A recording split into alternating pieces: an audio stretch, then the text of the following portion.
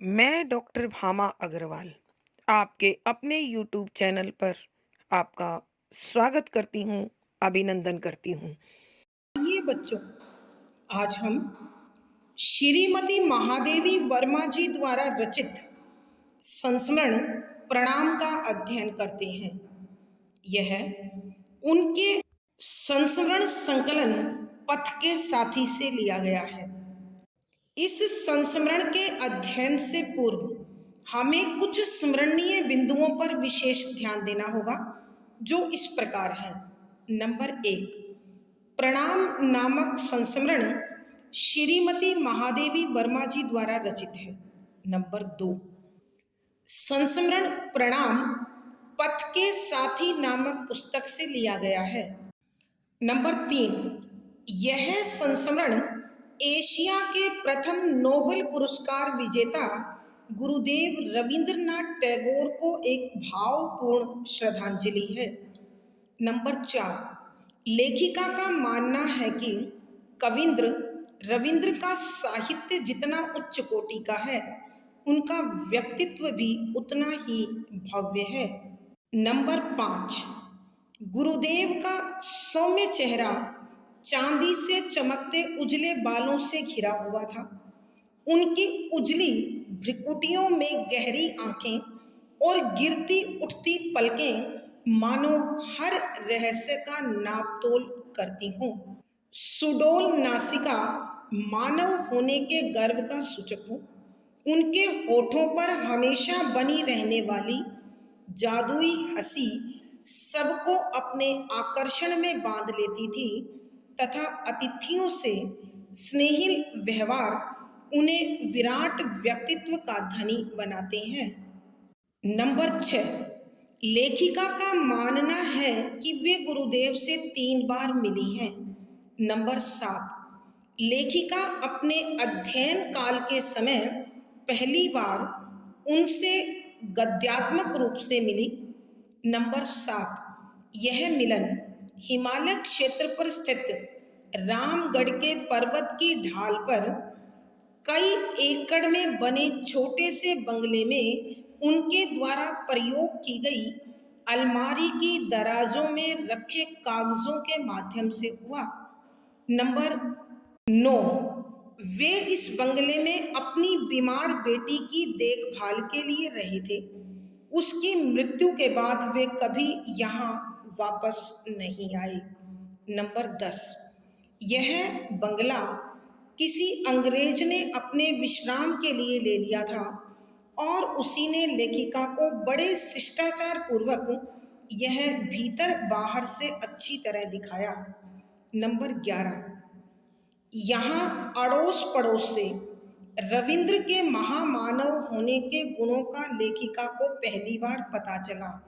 Number 12, दूसरी बार लेखिका लेखन से जुड़ने के बाद कविंद्र से शांति निकेतन में प्रत्यक्ष रूप से मिली। नंबर 13, इस समय गुरुदेव काली मिट्टी से बनी श्यामली नामक कुटिया में बैठकर सृजन अर्थात लेखन का कार्य कर रहे थे। नंबर 14, तीसरी बार लेखिका ने वृद्ध गुरुदेव को कोलकाता के रंगमंच पर सूत्रधार की भूमिका में देखा। नंबर 15, सूत्रधार की भूमिका गुरुदेव शांति निकेतन के निर्माण के लिए धन संग्रह करने हेतु कर रहे थे। एक महामानव का यह आर्थिक अभाव लेखिका के मन को टीस से भर गया। नंबर 16, गुरुदेव अभाव के प्रभाव से सदैव मुक्त रहकर प्रसन्न चित्त व लक्ष्य पर अडिग रहे। नंबर 17, गुरुदेव की दृष्टि में कोई क्षुद्र, अपवित्र, हीन और त्याज्य नहीं था। वे इनमें भी महामानव गढ़ने की क्षमता रखते थे। नंबर 18, उनका साहित्य अत्यंत व्यापक स्तर पर है। बेशक उनके द्वारा लिए विषयों पर पहले कार्य हो चुका था, मगर ये विषय नवीनता लिए हुए अर्थात नए भाव नई दृष्टि से रचे गए थे। नंबर 19, लेखिका का मानना है कि छायावादी साहित्य का जन्म और विकास उनकी छत्र छाया में हुआ। उनके महाप्रयाण अर्थात मृत्यु के साथ ही छायावाद का समापन हो गया। नंबर 20, कोलकाता से एक परिचित ने लेखिका को गुरुदेव की अस्थियों की थोड़ी सी राख लाकर दी, जिसे पाकर उनकी प्रार्थना में शांति निकेतन सजीव हो गया। नंबर 21, संक्षेप में लेखिका के अनुसार गुरुदेव सौंदर्य प्रेमी, भावुक पिता, मानवतावादी, समाज सेवी, आदर्श राजनीतिज्ञ, शिल्पकार, दार्शनिक आदि से बढ़कर एक सच्चे मानव थे। ये सब विशेषताएं उन्हें महामानव बताती हैं। आइए अब इनके स्मरण के साथ ही हम संस्मरण के पदों की व्याख्या करते हैं। पद संख्या 43। मनुष्य की स्वभावगत महानता की उन्होंने केवल कल्पना नहीं की थी, वरन अथक अन्वेषण करके उसे अपने साहित्य में सिद्ध भी किया है। इसी से जनसाधारण की चर्चा में वे साहस पूर्वक घोषणा करते हैं, मुझे जन तो बहुत मिले पर साधारण कोई नहीं मिला। सत्य है, हीरे को बहुमूल्य मान लेने पर उसका कौन सा खंड मूल्यहीन कहा जाएगा। प्रसंग प्रस्तुत गद्यांश हमारी हिंदी की पाठ्य पुस्तक संस्मरण में छायावाद के आधार स्तंभ कवियों में प्रमुख आधुनिक मीरा के नाम से विख्यात श्रीमती महादेवी वर्मा जी द्वारा रचित प्रणाम नामक संस्मरण से लिया गया है। संदर्भ, यहाँ लेखिका श्रीमती महादेवी वर्मा जी गुरुदेव रविंद्रनाथ टैगोर के मानवीय मूल्यों में आस्था के भाव को प्रकट कर रही हैं और वो बता रही हैं कि अपने इसी गुणों के बल पर उन्होंने प्रत्येक साधारण से साधारण, तुच्छ से तुच्छ मानव में भी महामानव के गुणों के दर्शन किए और उनका उद्घाटन भी किया। इसी पर प्रकाश डालते हुए लिखती हैं कि व्याख्या शब्दों के अर्थ आवश्यकता के अनुसार मनुष्य मानव स्वभावगत स्वभाव में छिपी हुई महानता, बड़प्पन, श्रेष्ठता, उदारता की उन्होंने गुरुदेव ने केवल कल्पना नहीं की थी, उन्हें केवल कल्पित आधार पर अपनी कल्पनाओं में ही नहीं संजोया था, वरन बल्कि अथक, कभी न थकने वाले अन्वेषण खोज करके करते हुए उसे अपने साहित्य में सिद्ध भी किया है और अपने साहित्य में उसे खोजकर प्रमाणित रूप में रचा है। इसी गुण के कारण जनसाधारण सामान्य मानव की चर्चा में वे साहसपूर्वक घोषणा करते हैं कि जब बातचीत होती है उस समय वो बड़ी निडरता के साथ, बड़ी निर्भीकता के साथ, बड़े साहस के साथ यह घोषणा करते हैं, मुझे जन तो बहुत मिले, कि मुझे बहुत लोग मिले, परंतु इस संसार में एक भी साधारण नहीं मिला। अर्थात कहने का भाव यह है कि जितने भी लोगों से मैं मिला, प्रत्येक व्यक्ति अपनी विलक्षण प्रतिभा से युक्त था, हर एक में कोई न कोई विशेष गुण मुझे प्राप्त हुआ।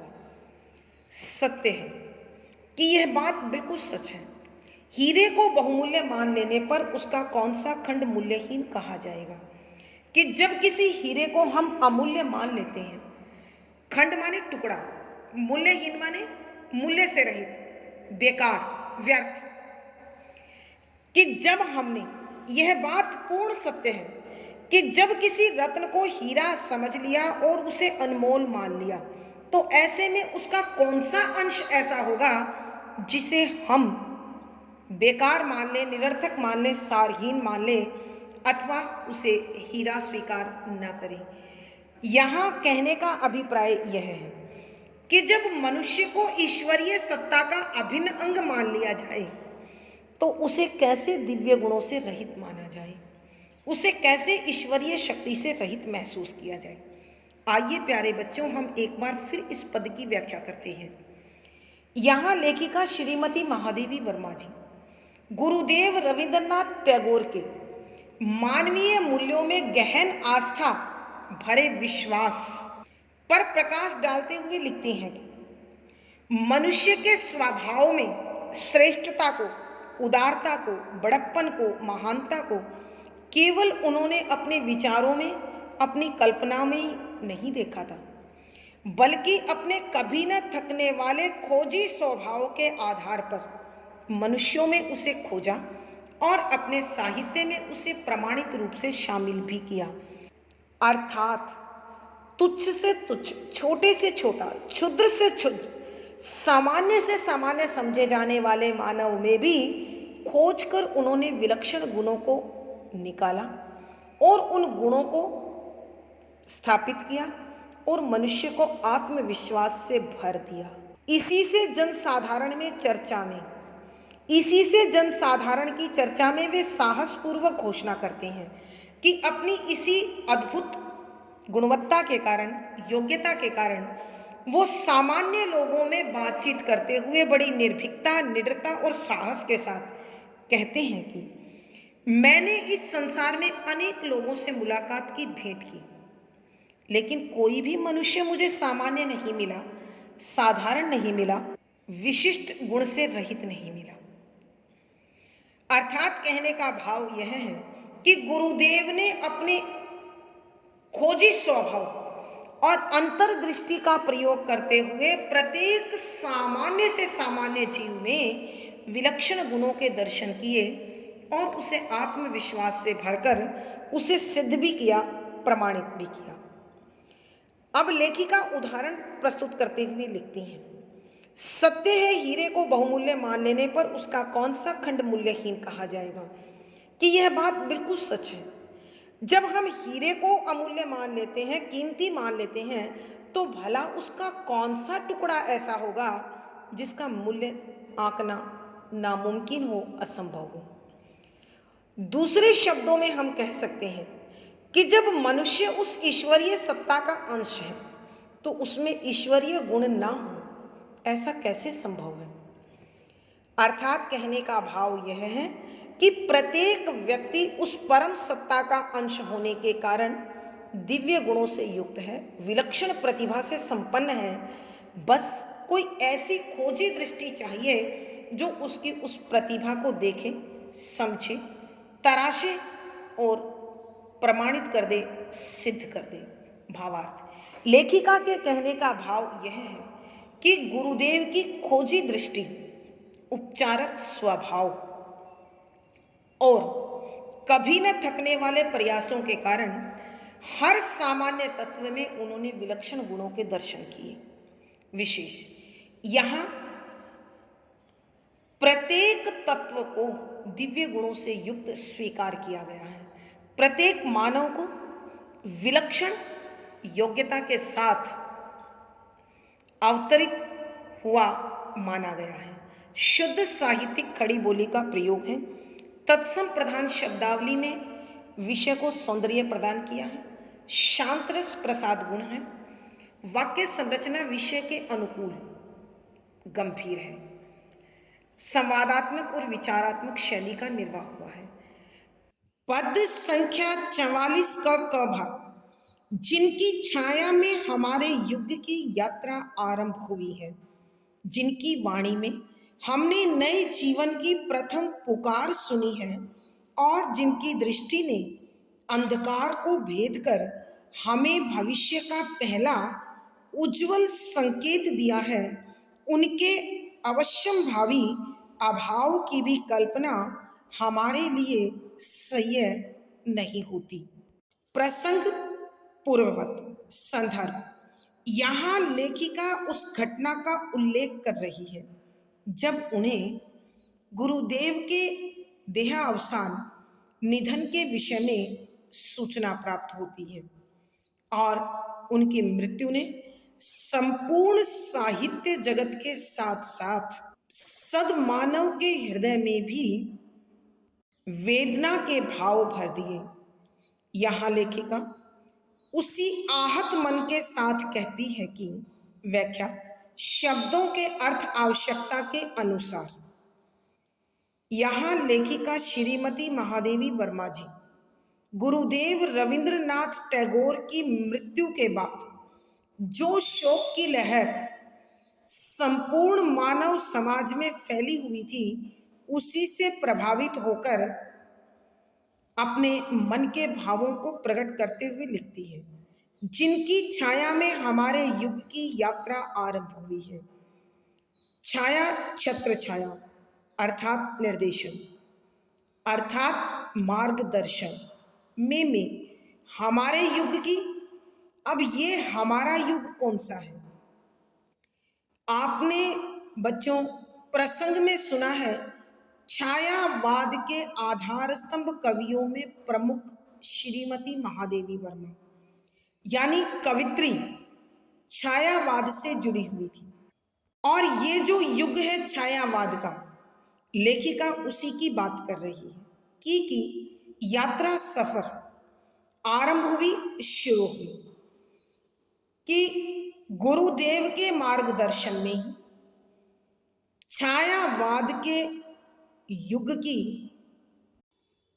नींव रखी गई, सफर शुरू हुआ, जिनकी वाणी में हमने नए जीवन की प्रथम पुकार सुनी है कि गुरुदेव के मधुर स्वर में ही, उनके शब्दों में ही हमने जीवन को एक नई दृष्टि से, एक नए भाव से, एक नए स्नेह के राग से सींचा हुआ पहला गीत सुना है, और जिनकी दृष्टि ने अंधकार को भेद कर हमें भविष्य का पहला उज्जवल संकेत दिया है कि ये गुरुदेव महान दृष्टिकोण के स्वामी थे।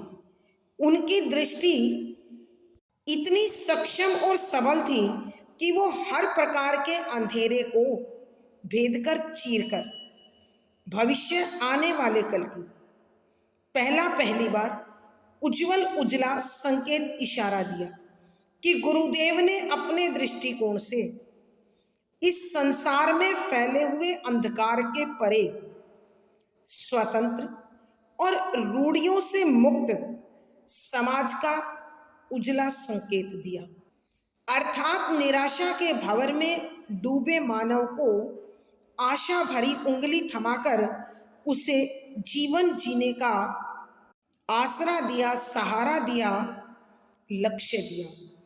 उनके अवश्यम भावी अभाव की कल्पना हमारे लिए सह्य नहीं होती। अवश्यम भावी का मतलब होता है जिसका होना तय है, जो निश्चित है। प्यारे बच्चों, जन्म के साथ मृत्यु, उत्थान के साथ पतन, निर्माण के साथ विनाश जुड़े हुए हैं। ये ऐसे तत्व हैं जो निश्चित तौर से साथ साथ चलते हैं। तो गुरुदेव का जन्म हुआ है तो मृत्यु निश्चित है। इसीलिए लेखिका यहाँ लिखती है कि उनके अवश्यम भावी अभाव की, अभाव माने कमी, कल्पना केवल विचार सह्य सहन नहीं होता है कि प्रत्येक जीव की मृत्यु तय है, और इस निश्चित मृत्यु के होने पर भी गुरुदेव की कमी साहित्य जगत के लिए कभी भी सहन करने योग्य नहीं थी, और केवल इसका विचार भी मानव को कमजोर, दुखी, पीड़ित और आहत बना देता है। आज उसकी मृत्यु की सूचना ने चारों ओर शोक फैला दिया है। पद संख्या 44 का ख भाग, इसी से रविंद्र के महाप्रयाण ने सबको स्तब्ध कर दिया। मृत्यु उनके निकट आतंक का कारण नहीं थी, क्योंकि जिस भारतीय विचारधारा के वे आस्थावान व्याख्याकार थे, उसमें जीवन अनंत है। इसी से अर्थात इसी भाव से रविंद्र गुरुदेव के महाप्रयाण, महाप्रस्थान अर्थात मृत्यु ने सबको, सारे संसार को स्तब्ध, हैरान, हैरानी में सुन्न कर देना कर दिया। गुरुदेव रविंद्रनाथ की मृत्यु ने सभी साहित्य साधकों को और सभी सद्मानवों के हृदय को आश्चर्य से, पीड़ा से सूना बना दिया। मृत्यु उनके निकट आतंक का कारण नहीं थी, मृत्यु मौत उनके गुरुदेव के निकट पास आतंक भय का कारण नहीं थी कि गुरुदेव कभी भी मृत्यु से नहीं डरे। उन्होंने मृत्यु का स्वागत प्रसन्नता पूर्वक किया। मौत का भय उन्हें कभी नहीं डरा सका। वो निडर, निर्भीक और साहसी बनकर मृत्यु का स्वागत करने के लिए तैयार थे। क्योंकि कारण स्पष्ट कर रही है, क्योंकि जिस भारतीय विचारधारा के वे आस्थावान व्याख्याकार थे उसमें जीवन अनंत है। भारतीय विचारधारा अध्यात्म, सभ्यता और संस्कृति के आस्थावान, अटूट विश्वास रखने वाले, श्रद्धा रखने वाले व्याख्याकार, व्याख्या करने वाले, उसमें जीवन अनंत है। भारतीय अध्यात्म तथा यहाँ की महान सभ्यता और संस्कृति में मानव जीवन अनंत है और गुरुदेव स्वयं इसके उच्च कोटि के व्याख्याकार थे, विस्तृत में समझाने वाले थे। वो जानते थे कि आत्मा अजर है, अमर है, वह हमेशा अपनी अनंत यात्रा पर चलती रहती है। उसके लिए मानव शरीर को धारण करना और जीर्ण शीर्ण होने पर इसका त्याग करना एक स्वाभाविक, एक नैसर्गिक प्रक्रिया है। तो मृत्यु से कैसा भय? इसीलिए गुरुदेव निडर होकर मृत्यु का स्वागत करने को तत्पर रहे। आइए प्यारे बच्चों, पूरे 44 के पद की एक बार फिर व्याख्या करते हैं। यहाँ लेखिका श्रीमती महादेवी वर्मा जी गुरुदेव के निधन की खबर से शोक में डूब गई और उन्होंने बताया कि गुरुदेव की छत्र छाया में ही छाया युग के महान युग का जन्म हुआ और यह विकास को प्राप्त हुआ। यही गुरुदेव थे जिनके मधुर स्वरों ने सर्वप्रथम जीवन को एक नई दृष्टि से देखा, महसूस किया और उसके लिए संपूर्ण मानव जगत को एक मधुर गीत के रूप में पुकार सुनाई। जिनकी दृष्टि ने अंधकार को भेद कर हमें भविष्य का पहला उज्जवल संकेत दिया है कि गुरुदेव की अंतर्दृष्टि, गुरुदेव की विचारधारा, गुरुदेव का दृष्टिकोण ही था जिसने पराधीनता और परंपराओं से जकड़े समाज के अंधेरे से परे देखा और उज्जवल, उजले, सुनहरे भविष्य का इशारा संपूर्ण भारतवर्ष को दिया। उनके अवश्यंभावी अभाव की भी कल्पना हमारे लिए सह्य नहीं होती कि संपूर्ण सद्भावी मानव समाज के लिए और साहित्यकार जगत के लिए जो मृत्यु सबके लिए निश्चित है, गुरुदेव की उस मृत्यु की कल्पना और मानव जगत को उनके व उनके मार्गदर्शन की कमी का विचार भी सहजता से स्वीकार नहीं होता, सहन नहीं होता। इसी से रविंद्र के महाप्रयाण ने सबको स्तब्ध कर दिया कि इसी विचार ने, इसी अभाव के संकेत ने गुरुदेव रविंद्रनाथ की मृत्यु के बाद सभी को हैरान कर दिया, शोक में डुबा दिया। मृत्यु उनके निकट आतंक का कारण नहीं थी कि गुरुदेव कभी भी मृत्यु से नहीं डरे। उन्होंने हमेशा निडर, निर्भीक और साहसी बनकर मृत्यु का स्वागत किया, क्योंकि भारतीय सभ्यता और संस्कृति में तथा भारतीय अध्यात्म में आत्मा अजर और अमर है। यह पल भर के लिए, क्षण भर के लिए, थोड़े समय के लिए अपने कार्यों को संपन्न करने के लिए मानव देह को धारण करती है और जीर्ण शीर्ण होने पर इसे त्याग कर अपने अनंत सफर पर पुनः निकल जाती है। गुरुदेव स्वयं इस भारतीय विचारधारा के एक अटूट विश्वास रखने वाले व्याख्याता थे, विस्तृत में समझाने वाले थे। तो जो स्वयं इस सत्य का जानकार है, इस तथ्य से परिचित है, भला वो मृत्यु से कैसे डर सकता है। अतः गुरुदेव कभी भी मृत्यु से डरे नहीं, भयभीत नहीं हुए, उन्होंने मृत्यु का स्वागत किया। भावार्थ, लेखिका के कहने का भाव यह है कि गुरुदेव रविंद्रनाथ टैगोर के निधन ने पूर्ण भारतीय समाज को शोक में डुबो दिया और उनकी कमी सभी के लिए सहन करने योग्य भाव और घटना नहीं थी। विशेष यहाँ गुरुदेव की मृत्यु का समाज पर होने वाले प्रभाव की ओर संकेत किया गया है। शुद्ध साहित्यिक खड़ी बोली है, तत्सम प्रधान शब्दावली ने भाव को सौंदर्य प्रदान किया है, करुण रस प्रसाद गुण है, वाक्य संरचना विषय के अनुकूल गंभीर है, विवेचनात्मक शैली का निर्वाह हुआ है। पद संख्या 45 वे अपनी एक कविता में गाते हैं, आज विदा बेला में मैं स्वीकार करूंगा कि वह मेरे लिए विपुल विस्मय का विषय था। आज मैं गाऊंगा, हे मेरे जीवन, हे मेरे अस्तित्व के साथी, तुमने अनेक रण क्षेत्र पार किए हैं। आज नवीनतर विजय यात्रा के लिए मुझे मृत्यु के अंतिम रण में ले चलो। प्रसंग पूर्ववत संदर्भ, यहाँ लेखिका श्रीमती महादेवी वर्मा जी गुरुदेव के निधन की खबर पाती है और गुरुदेव के लिखे गए साहित्य में एक ऐसी कविता का स्मरण करती है जिसमें उन्होंने स्वयं मृत्यु के अभिनंदन की बात लिखी थी।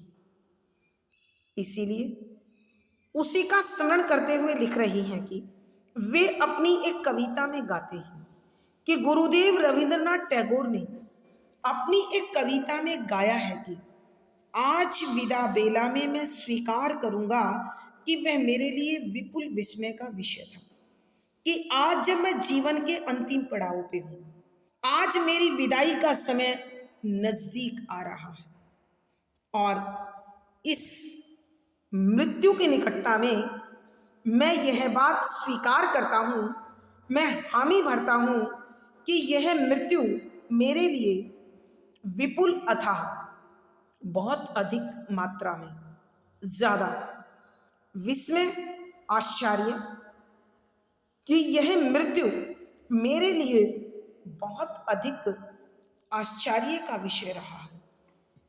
अर्थात मृत्यु को लेकर मेरे हृदय में हमेशा जिज्ञासा बनी रही है। आज मैं गाऊंगा, हे मेरे जीवन, कि आज मैं स्वयं गा रहा हूं कि हे मेरे जीवन का आधार, हे मेरे अस्तित्व के सारथी, कि मेरे इस देह की पहचान को देने वाले सारथी, मेरे जीवन रूपी रथ को चलाने वाले, तुमने अनेक रण क्षेत्र पार किए हैं। तो हे मेरी आत्मा, हे मेरी आत्मिक शक्ति, तुमने सारथी बनकर मेरे जीवन के अनेक युद्धों में मेरा साथ दिया है। आज नवीनतर विजय यात्रा के लिए मुझे मृत्यु के अंतिम रण में ले चलो, कि आज एक नई प्रकार की, पहले से नई जीत की यात्रा के लिए मुझे मौत की आखिरी लड़ाई में, आखिरी युद्ध में ले चलो। आइए प्यारे बच्चों, हम एक बार फिर इस पद की व्याख्या करते हैं। यहाँ लेखिका श्रीमती महादेवी वर्मा जी गुरुदेव के निधन की खबर से शोक में डूब गई और उनके द्वारा लिखी गई एक कविता का स्मरण करने लगी, जिसमें उन्होंने निडर होकर, निर्भीक होकर मृत्यु का स्वागत किया है। लिखती हैं कि वे अपनी एक कविता में गाते हैं कि गुरुदेव रविंद्रनाथ टैगोर ने स्वयं अपनी एक कविता में गाया है। क्या गाया है?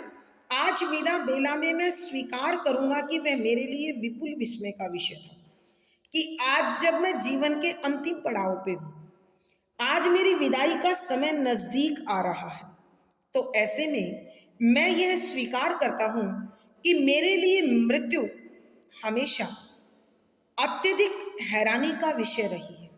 मैं हमेशा उसके प्रति जिज्ञासु रहा हूं और उसके विषय में मेरे हृदय में हमेशा जिज्ञासा का भाव बना हुआ है। आज मैं गाऊंगा कि आज मैं निडर होकर, निर्भीक होकर, साहस से भरकर गा रहा हूं। हे मेरे जीवन, कि हे मेरे जीवन का आधार, मेरी आत्मा, मेरी प्राणवायु, हे मेरे अस्तित्व के सारथी, कि हे मेरे इस मानव जीवन को पहचान देने वाले आत्मा अथवा आत्मिक शक्ति जो इस देह रूपी रथ का संचालन कर रही है, इस शरीर रूपी रथ को चला रही है। तुमने अनेक रण क्षेत्र पार किए हैं, कि तुमने मेरे जीवन की अनेक लड़ाइयों में मेरा साथ दिया है। हर युद्ध में तुम मेरे साथ रही हो, अर्थात मैंने अपने जीवन के हर पड़ाव पर तुम्हारे द्वारा प्राप्त निर्देशन के अनुसार ही उसे जिया है, उसका संचालन किया है। आज नवीनतर विजय यात्रा के लिए मुझे मृत्यु के अंतिम रण में ले चलो, कि आज जब विदाई का समय नजदीक है, मैं जीवन के अंतिम पड़ाव पे हूं, नवीनतर, पहले से नई विजय यात्रा, जीत की यात्रा, कि आज तक जीवन जीने के लिए लड़ाई लड़ी थी, आज जीवन के समापन के लिए एक नई तरह की विजय यात्रा, जीत के सफर के लिए मुझे निकलना है।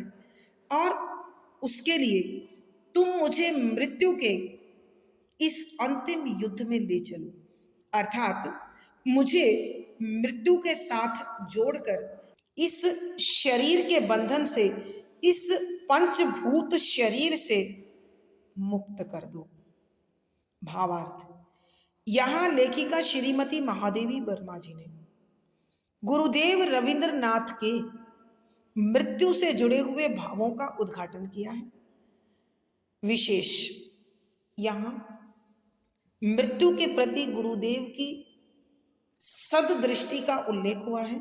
शुद्ध साहित्यिक खड़ी बोली का प्रयोग है।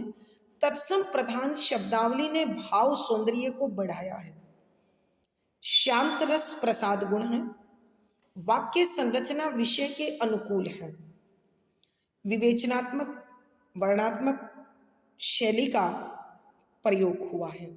आज की कक्षा में प्यारे बच्चों इतना ही। अगली वीडियो में फिर मुलाकात होगी। पिछली वीडियो का लिंक आपको डिस्क्रिप्शन बॉक्स में मिल जाएगा। आशा है पढ़ा गया विषय आपको समझ में आया होगा। अपने भाव व विचार कमेंट बॉक्स में लिखें। वीडियो को लाइक करें, शेयर करें और चैनल सब्सक्राइब करें। आपका दिन और जीवन मंगलमय हो, इसी शुभकामना के साथ धन्यवाद, आभार।